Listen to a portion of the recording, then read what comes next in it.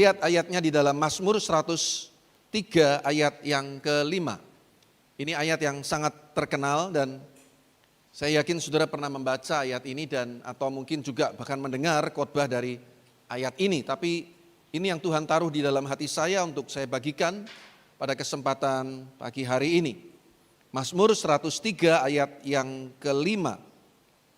Dikatakan dia yang memuaskan hasratmu dengan kebaikan sehingga masa mudamu menjadi baru seperti pada burung rajawali. Saya bacakan dari terjemahan Alkitab Bahasa Indonesia Sehari-hari. Kenapa ada Alkitab Bahasa Indonesia Sehari-hari? Untuk mempermudah kita mengerti. Nah, dikatakan begini, dia yaitu Tuhan yang memuaskan hidupmu dengan yang baik sehingga engkau awet muda seperti burung rajawali. Amin. Siapa yang enggak suka dibilang awet muda, saudara? Semua pasti suka ya dibilang awet muda. Di dunia barat sekarang bahkan orang bukan lagi bertanya how old are you, bukan kalau diterjemahkan bahasa Indonesianya seberapa tua kamu. Kalau orang tanya umur kan biasanya how old are you. Sekarang how young are you, seberapa muda kamu. Bahkan ada lembaga dunia yang berkata bahwa definisi orang tua itu di atas 80 tahun. Jadi saya lihat di sini 90% masih muda semua, bahkan 90% lebih. Ya, yang usia 80 tahun lebih setahu saya cuma Pak Thomas. Mamanya Koaji berapa? Ada 80? 81. Wah, luar biasa. Ya, ada 2. Yang lain 10 tahun. Masih muda semua. Ada yang 90? Enggak ada ya. Saudara yang kasih Tuhan, bahkan kita ini harus juga membudayakan yang positif ya. Jadi jangan sampai kita ini mengatakan sesuatu yang justru kadang bisa membuat orang tersinggung, bisa membuat orang jadi bad mood. Kadang orang tuh suka bilang begini, kamu kok kelihatan tambah tua. Itu kata-kata sepertinya bagi orang timur biasa. Tapi sebetulnya di dunia barat itu sesuatu yang tidak biasa. Ketemu orang, kamu kok tambah gemuk, kok tambah kurus.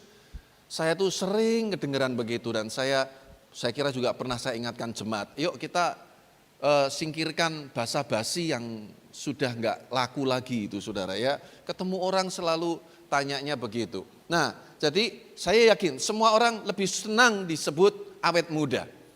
Semua orang lebih senang disebut kelihatan muda. Karena memang muda identik dengan energik. Muda identik dengan kuat. Muda identik dengan kreatif. Ya. Semua orang pasti suka. Bukan berarti kalau kita sudah usia 80 tahun lebih berarti kita nggak kreatif lagi, kita nggak berguna lagi. Saya ketemu di Alkitab beberapa nama orang-orang di Alkitab walaupun usia sudah lanjut, tetapi tetap produktif, tetap bisa dipakai oleh Tuhan luar biasa. Seperti misalkan Abraham. Abraham meninggal di usia 175 tahun. Bapak orang beriman ini, saudaraku dikatakan dalam Kejadian 24 ayat yang pertama, adapun Abraham telah tua dan lanjut umurnya, serta diberkati Tuhan dalam segala hal. Saya yakin kalau dikatakan diberkati Tuhan dalam segala hal, itu bukan cuma materi saja, karena memang Abraham ini orang yang kaya raya luar biasa. Tapi juga sehat, kuat saudaraku. Itu Bapak Abraham, zaman dulu bisa sampai 175 tahun. Nah lalu contoh yang lain, Musa. Dia meninggal di usia 120 tahun. Ulangan 34 ayat 7 mengatakan Musa berumur 120 tahun ketika ia mati, matanya belum kabur dan kekuatannya belum hilang. Luar biasa saudaraku. Ini Musa. Lalu bagaimana dengan Kaleb?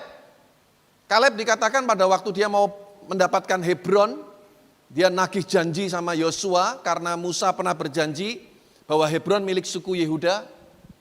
Kaleb berkata kepada Yosua, umurku sekarang 85 tahun, tapi kekuatanku masih sama seperti dulu Musa mengutus aku. Waktu itu usianya 40 tahun. Bayangkan 45 tahun Kaleb menanti janji Tuhan. Kekuatannya tidak hilang, semangatnya tidak luntur. Makanya orang yang punya visi, usia boleh bertambah, kekuatannya makin luar biasa saudaraku. Karena dia tahu destininya, dia tahu tujuan hidupnya. Dia nggak mau sia-siakan waktu penantian itu. Dia nggak mau biarkan waktu berjalan begitu saja. Dia nggak mau usia, umurnya mengalahkan semangatnya. Katanya umur itu hanya angka. Ya, it's just a number. Umur itu hanya soal angka. Umur boleh bertambah, sepertinya kelihatannya kita tambah tua. Kelihatannya saudaraku memang mungkin fisik tidak seperti dulu lagi. Tapi semangat iman dan antusiasme kita di dalam melayani Tuhan dan mengarungi kehidupan ini harus selalu awet muda.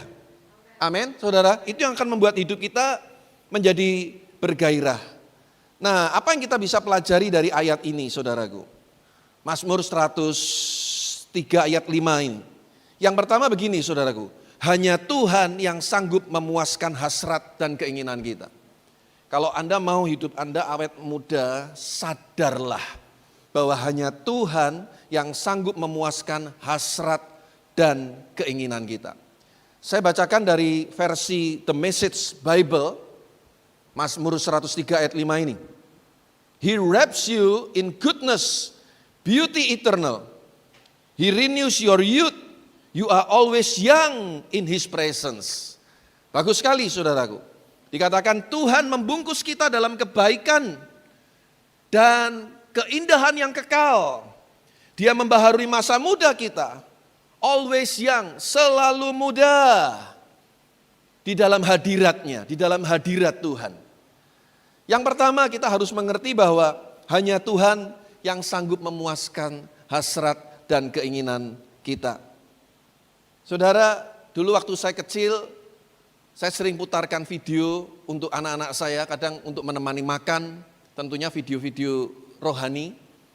Nah, ada salah satu video favorit anak-anak saya, kalau ada yang masih ingat, ada pemerannya disebut Uncle Donut. Nah, selalu dia gunakan donat sebagai ilustrasi, donat sebagai bagian inti dari film itu, saudaraku. Dan dikatakan bahwa hidup itu seperti donat, ada lubang di tengahnya. Kecuali istri saya bikin donat, bagian akhirnya biasanya nggak ada lubangnya. Nah itu sisa-sisanya untel-untelan, bolang-baling namanya, saudaraku. Donat itu ada lubangnya. Jadi biasanya istri saya kalau bikin donat tape, bagian akhirnya kan sisa-sisanya kan udah kecil lah, nggak cukup lagi dibuat lingkaran begitu, diuntel-untel digoreng. Ya, itu namanya bolang-baling, roti goreng. Nah, donat ada lingkaran di tengahnya dan hanya Tuhan yang bisa memenuhinya. Hidup kita sadar nggak sadar ada sisi kosong, ada bagian yang tidak bisa dipenuhi, tidak bisa dipuaskan oleh apapun juga. Anda boleh kaya raya luar biasa, Anda boleh hebat seperti apa saudara. Tapi ada sisi di dalam relung hati kita yang paling dalam, yang sebetulnya tidak bisa dipuaskan oleh apapun juga. Kecuali hadirat Tuhan dalam hidup kita. Itulah sebabnya orang yang bisa mengerti kebenaran ini saudara, dia bisa menikmati kehidupannya. Nah saudara, ini penting sekali buat kita. Seperti yang dikatakan oleh pemazmur saudaraku, kebajikan dan kemurahan belaka akan mengikuti aku seumur hidupku. Dan aku akan diam dalam rumah Tuhan sepanjang masa. Kalau kita hidup senantiasa dalam hadirat Tuhan saudaraku, maka kebajikan dan kemurahan Tuhan itu akan mengikuti kita. Selama kita hidup di dunia, yang mengikuti kita kebajikan dan kemurahan Tuhan. Kemanapun kita pergi, hidup kita akan disertai dengan kebajikan dan kemurahan Tuhan. Alkitab berjanji apa saja yang kita kerjakan Tuhan buat berhasil. Karena Tuhan turut bekerja untuk kebaikan kita semua. Supaya kita makin hari makin serupa dengan Kristus. Kebajikan dan kemurahan mengikuti kita. Kalau Anda ditempatkan bekerja, tiba-tiba oleh bosmu harus keluar pulau. dan sepertinya tidak ada pilihan yang lain dan Anda harus menjawab tantangan itu. Jangan khawatir, pada waktu tubuhmu pergi keluar pulau, kebajikan dan kemurahan Tuhan juga akan menyertai engkau. Amin, saudaraku. Anda yang sedang sekolah, Anda doa bergumul, Tuhan tempatkan Anda di luar kota, jauh dari orang tua, jauh dari teman-teman kita. Jangan khawatir, di kota itu kebajikan dan kemurahan Tuhan menyertai kita, saudara. Anda sampai dalam satu fase di mana Anda harus membuat keputusan, harus hidup berumah tangga. Karena usia memang sudah cukup dan memang kita dipanggil untuk berumah tangga, Tuhan sudah kasih pasangan hidup. Jangan takut, jangan khawatir. Ketika engkau masuk fase hidup berumah tangga, kebajikan dan kemurahan Tuhan akan menyertai rumah tanggamu. Wow, betapa luar biasanya hidup ini kalau Anda mengerti rahasianya. Kita akan selalu penuh dengan sukacita, kita akan selalu penuh dengan kegairahan yang luar biasa, saudaraku. Karena kebajikan dan kemurahan Tuhan menyertai kita seumur hidup kita. Dan pada waktunya tiba, kita harus pulang ke rumah Bapa.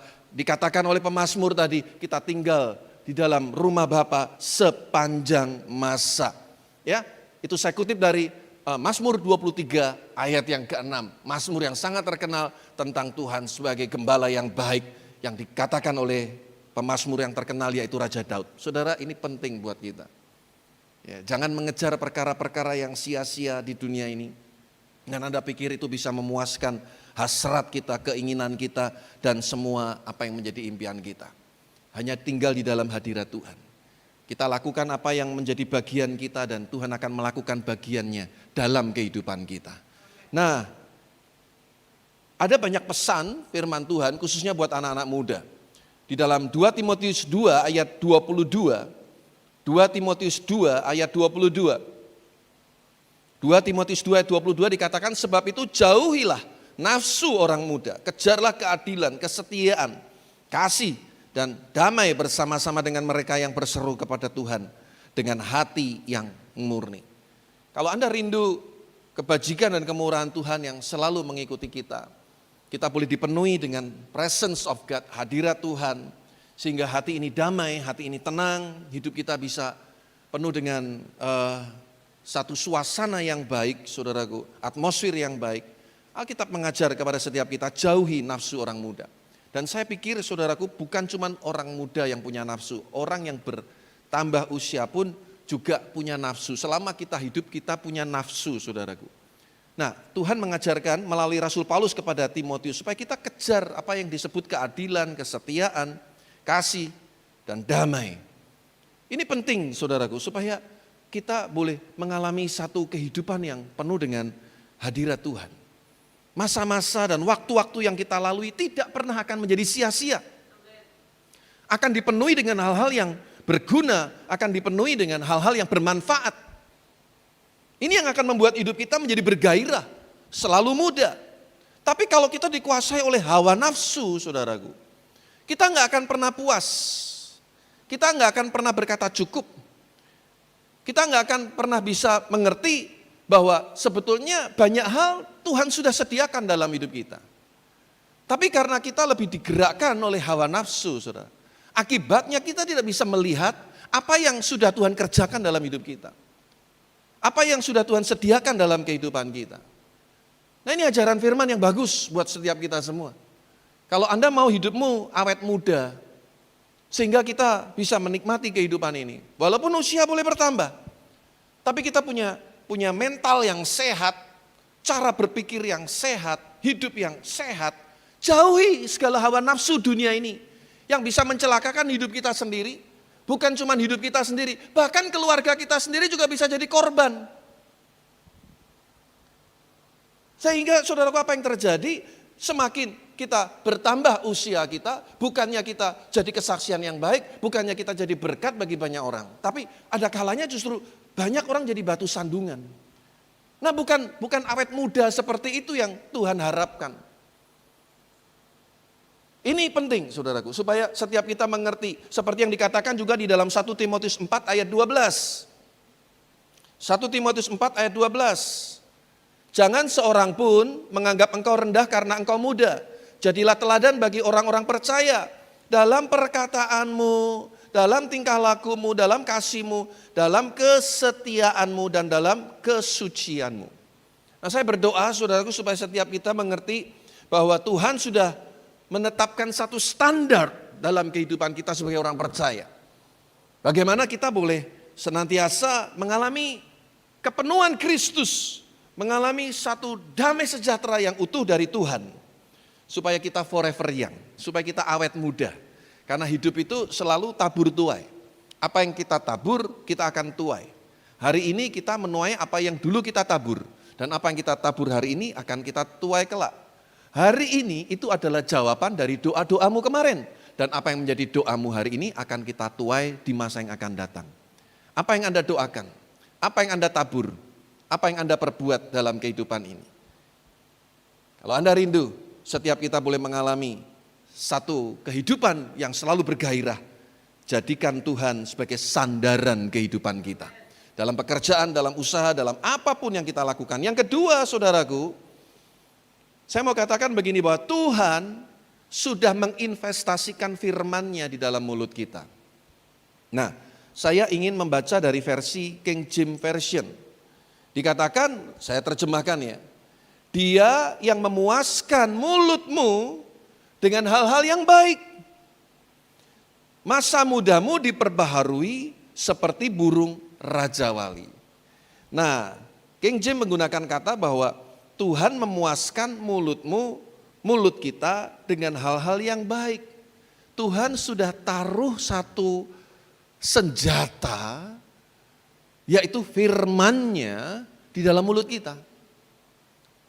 Nah, kalau Anda bisa menggunakan senjata itu dengan baik, kita sedang menciptakan masa depan yang baik untuk hidup kita sendiri. Anda ingat kisah Bileam ketika Raja Balak mencoba mengupah dia, membayar dia untuk mengutuk bangsa Israel. Sementara Bileam tahu bahwa Israel bangsa yang diberkati Tuhan. 3 kali saudaraku Balak memanggil Bileam untuk mengutuk. Tapi Bileam selalu memberkati bangsa Israel.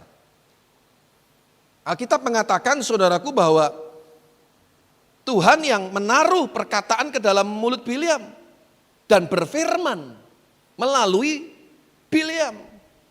Jadi Tuhan taruh perkataan di dalam mulut Bileam untuk memberkati bangsa Israel. Dia nggak bisa ngutuk. Makanya saudaraku, kita percaya di dalam Tuhan, kita hidup di bawah berkat Tuhan. Alkitab katakan apa yang sudah diberkati Tuhan akan tetap diberkati untuk selama-lamanya. Jangan takut saudaraku kalau ada orang mencoba mengutuk kita. Alkitab mengatakan kutuk tanpa alasan tidak akan kena. Tuhan taruh firman di dalam mulut kita. Untuk apa saudaraku? Untuk kita perkatakan. Untuk kita ucapkan, untuk kita hidupi. Seperti yang dikatakan di dalam Yesaya 51 ayat 16. Yesaya 51 ayat 16. Aku menaruh firmanku ke dalam mulutmu dan menyembunyikan engkau dalam naungan tanganku, supaya aku kembali membentangkan langit dan meletakkan dasar bumi, dan berkata kepada Sion, engkau adalah umatku. Amin, saudara. Tuhan menaruh firman-Nya ke dalam mulut Yesaya, dan dikatakan menyembunyikan engkau dalam naungan tanganku. Saya berdoa ini juga jadi bagian dalam kehidupan kita. Janji Tuhan ini jadi bagian dalam kehidupan kita. Tuhan taruh firman di dalam mulut kita. Apapun masalah kita, saudara, jangan selalu berpikir penyelesaiannya dari luar. Kita berharap kepada orang lain, kita berharap kepada saudara kita. Gunakan firman yang ada di mulut kita. Inilah pedang roh. Dari banyak senjata rohani yang dikatakan di dalam Efesus pasal 6. Banyak senjata untuk bertahan, tapi ada satu senjata untuk menyerang. Apa itu? Pedang roh. Dan pedang roh itu ada di dalam mulut kita. Makanya hati-hati dengan perkataan kita. Hidup dan mati dikuasai oleh lidah. Siapa suka menggemakannya akan memakan buahnya. Berkali-kali Pak Thomas dulu mengajar kita. Kalau melihat cermin, berkati hidupmu sendiri. Sambil ngelus-ngelus dodo sendiri. Ya, aku orang yang dikasihi Tuhan.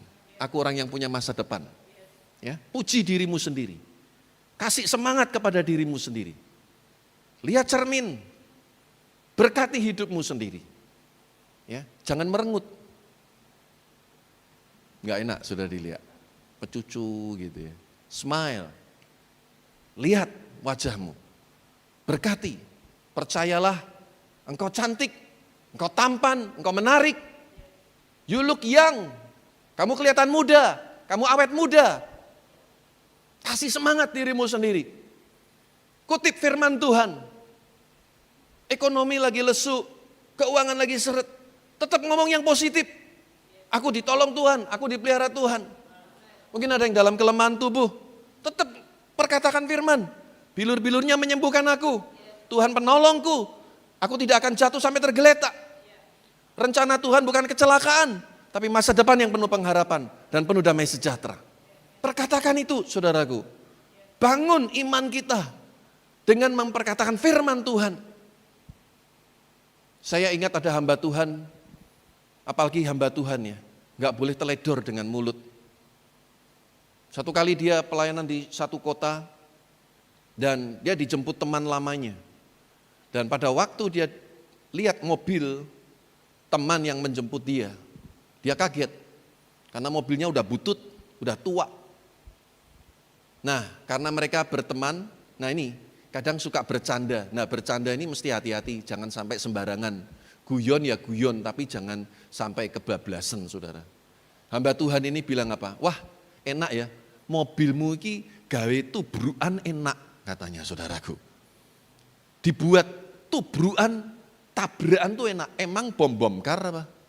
Ya, saudara, gak lama kemudian, ketika mereka sedang pergi berjalan, betul-betul mobil ini, mereka berdua mengalami kecelakaan, saudaraku.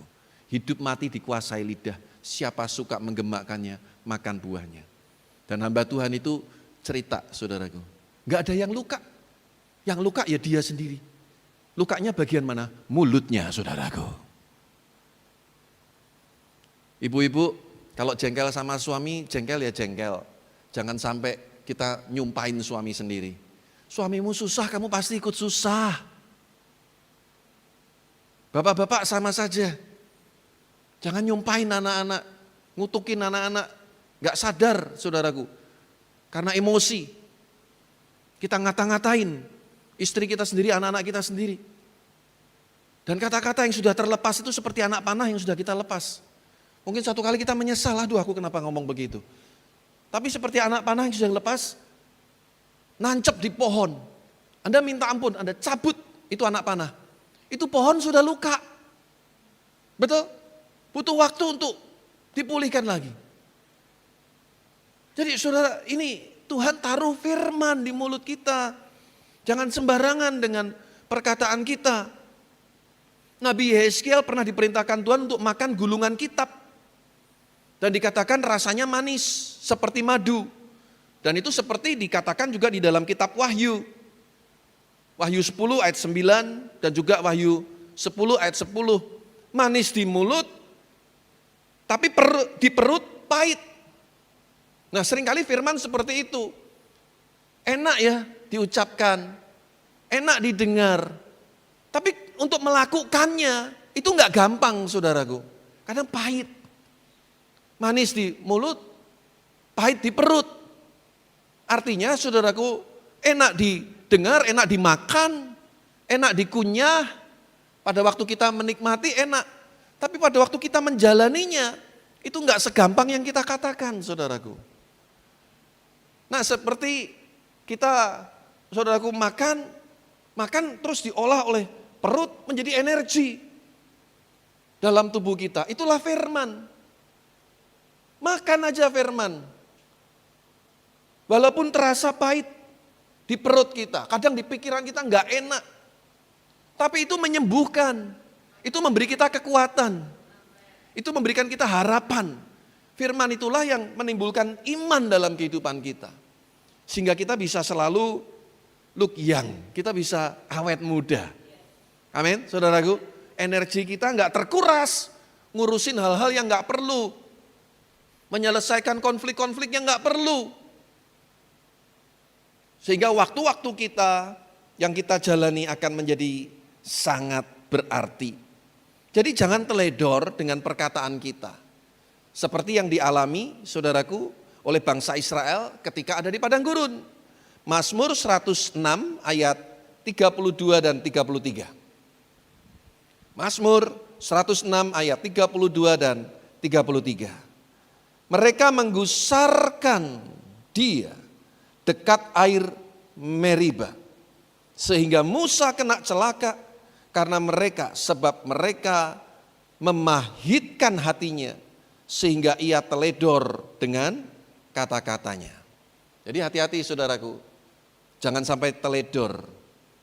Kenapa sampai teledor saudaraku? Tadi dikatakan mereka menggusarkan dia. Kata menggusarkan itu memprovokasi, to provoke. Banyak provokasi di sekitar kita, saudara.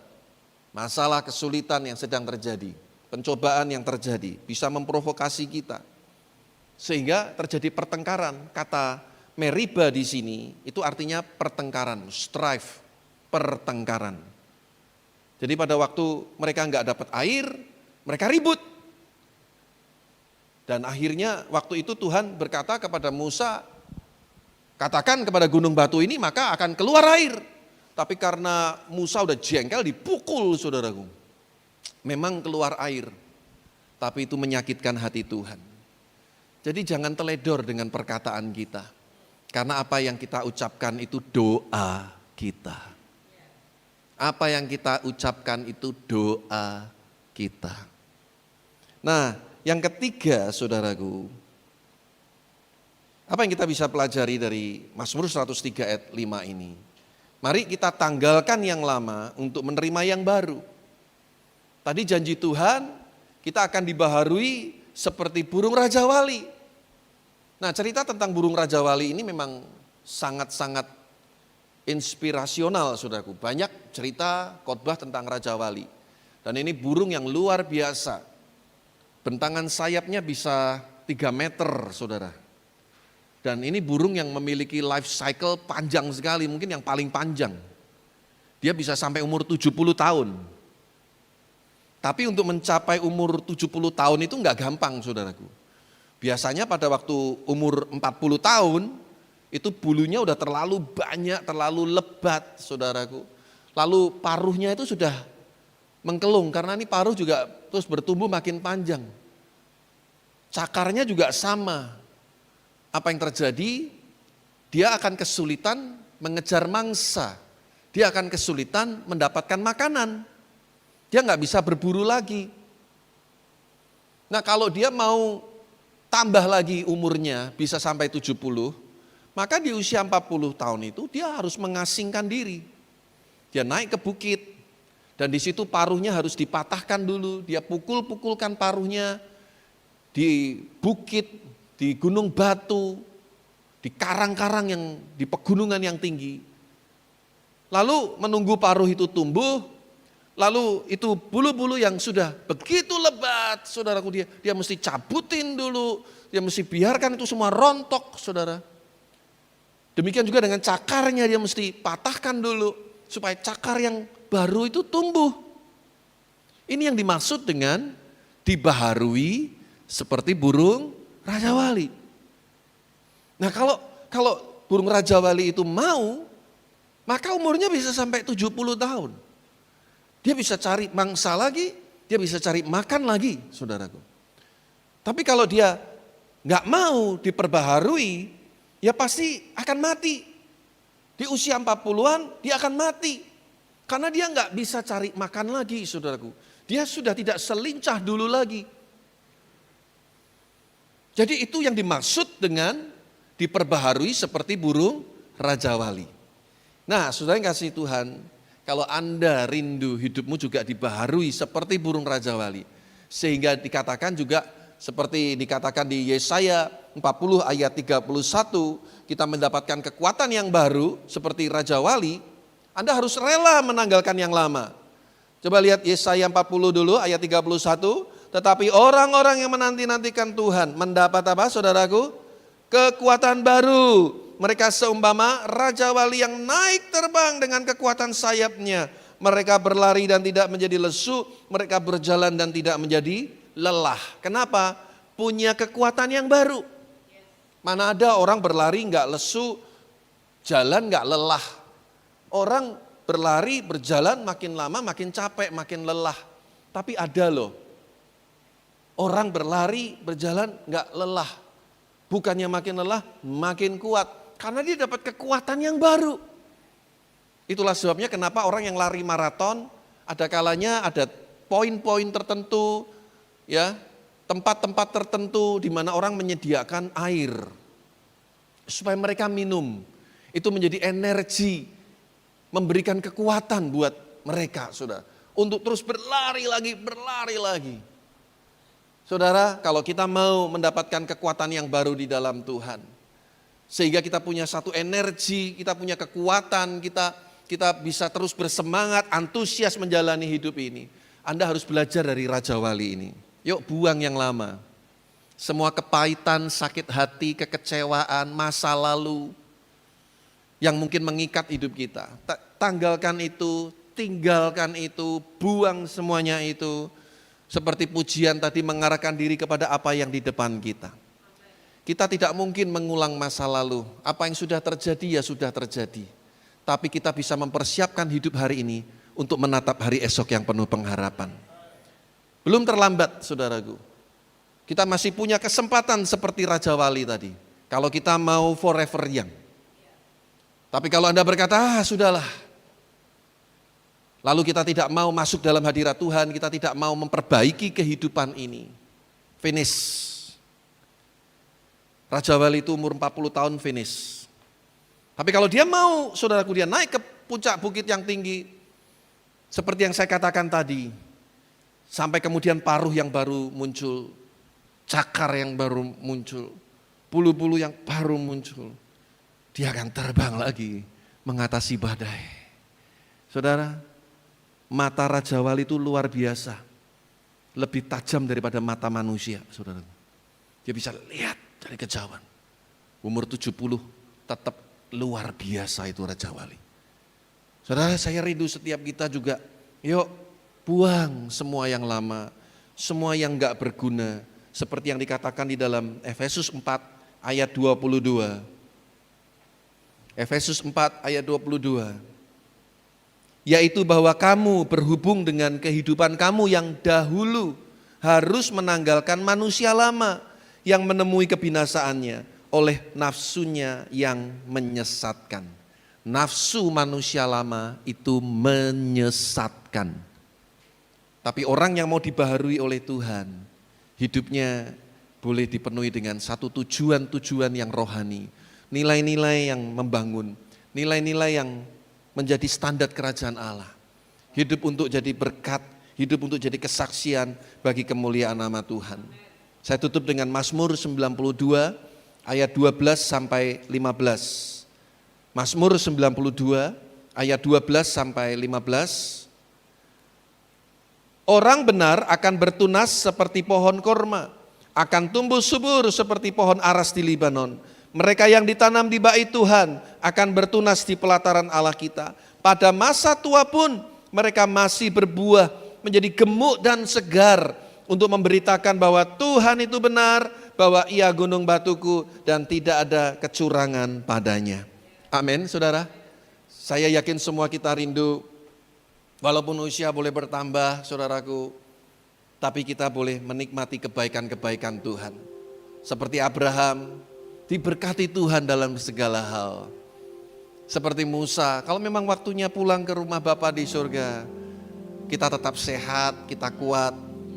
Bahkan pada waktu pulang kita dalam posisi seperti tidur, dan tiba-tiba kita pindah ke satu alam yang lain.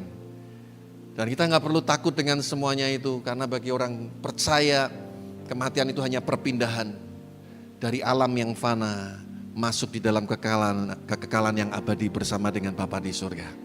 Amin, saudaraku, forever young. Saya berdoa kita semua orang-orang yang selalu energik, orang-orang yang selalu semangat. Jangan mau dikalahkan oleh usia, jangan mau dikalahkan oleh keriput di wajah kita. Jangan mau dikalahkan karena tubuh udah gak sekuat dulu. Fisik boleh semakin lemah, kata Rasul Paulus. Manusia batin harus makin kuat di dalam Tuhan. Dibaharui terus di dalam Tuhan. Amin. Haleluya.